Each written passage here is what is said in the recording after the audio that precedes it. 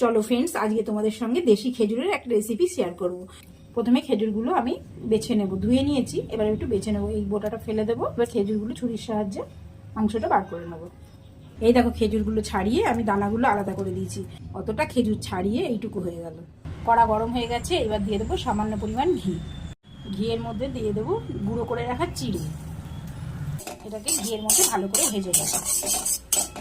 চিড়েটা হালকা ভেজে নিয়েছি, এইবার দিয়ে দেবো খেজুরটা।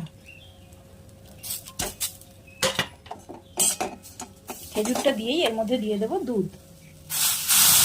এবার এর মধ্যে দিয়ে দেবো কেটে রাখা ড্রাই ফ্রুট। এবার গ্যাসটা আমি নিভিয়ে দেবো। এইবার এইটা আমি হাতার সাহায্যে এই কাপগুলোর মধ্যে দিয়ে দেবো। এইবার আমি ওপর থেকে দিয়ে দেবো কেটে রাখা চেরি আর কিছু ড্রাই ফ্রুট। এটা এবার 1-2 ঘন্টার জন্য ফ্রিজে রাখা যাক। চলো ফ্রিজে রেখে দিই।